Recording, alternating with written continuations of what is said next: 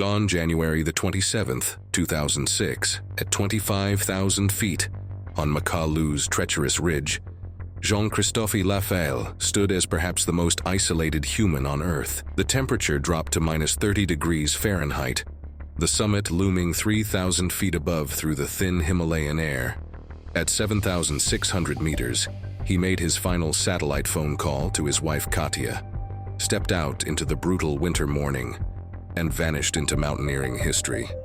Born March 31, 1965 in Gap, Hautes-Alpes, France, Lafaille's connection to mountains began in childhood. By age 7, he was already climbing, joining his father and grandfather on skiing and fishing expeditions in the French Alps. The limestone cliffs around Gap, particularly at Céüse, became his crucible. As a teenager, Lafaille didn't just climb these rocks.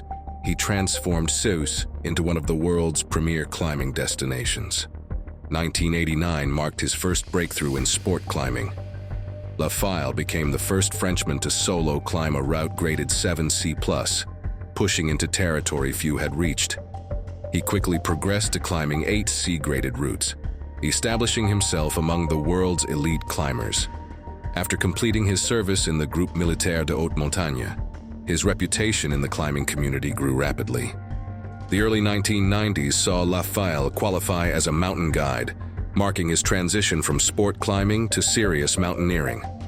His ascents on the Mont Blanc Massif showcased his exceptional skill, particularly the first solo climb of Divine Providence on the Grand Pilier d'Anglais, one of the most technically demanding routes in the Alps. Then came 1992, and Annapurna, the mountain that would define his career. Pierre Baguin, one of France's leading climbers, invited Lafaille to attempt the formidable South Face. They chose pure alpine style.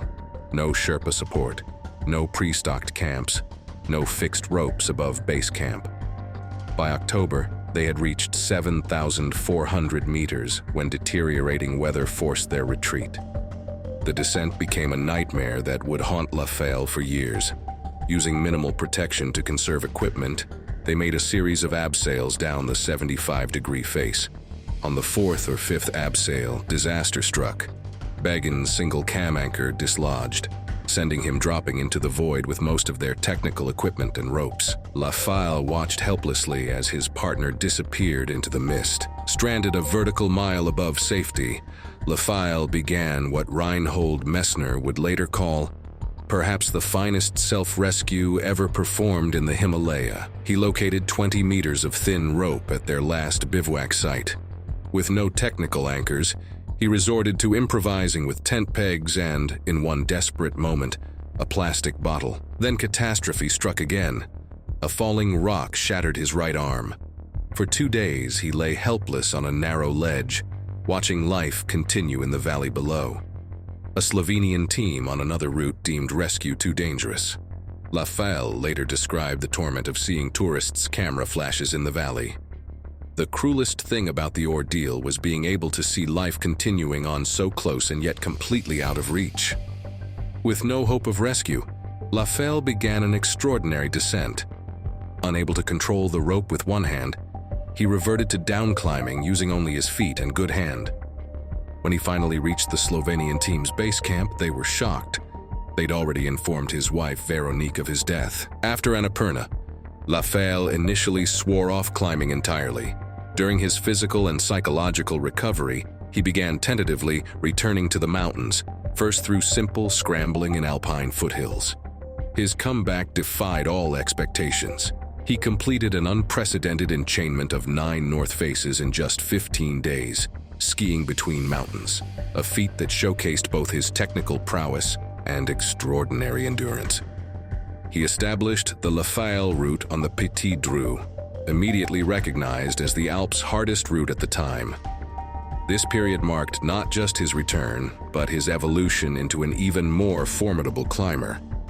As Lafaille himself noted, "I find it fascinating that our planet still has areas where no modern technology can save you, where you are reduced to your most basic and essential self." The Himalayas called again, louder than ever. In 1993, he successfully climbed Cho Oyu. By 1994, he completed a new solo route on Shishapangma's forbidding north face. His solo achievements began stacking up at an unprecedented rate. Consecutive ascents of Gasherbrum I and Gasherbrum the Seku in just 4 days, 1996. A remarkable feat given these peaks stand among the world's highest. But Annapurna remained his obsession. He titled his autobiography, Prisonnier de l'Annapurna, acknowledging the mountain's hold on his psyche. 3 return attempts followed. First, a solo attempt on the British route failed due to treacherous snow conditions. In 1998, a larger expedition ended in tragedy when an avalanche claimed a team member's life. Finally, in 2002, alongside Alberto Inurrategui, he reached the summit via the challenging East Ridge. A personal victory, a decade in the making. By 2003, Lafaille had set his sights on all 14 8,000-meter peaks. Unlike others pursuing this goal, he chose the path of maximum challenge, new routes, solo ascents, or winter attempts. That year alone, he summited Nanga Parbat, Dhaulagiri, solo, and Broad Peak within 2 months. The Broad Peak ascent nearly claimed his life. A crevasse fall followed by high-altitude pulmonary edema required rescue by Ed Viesturs and Denis Urubko.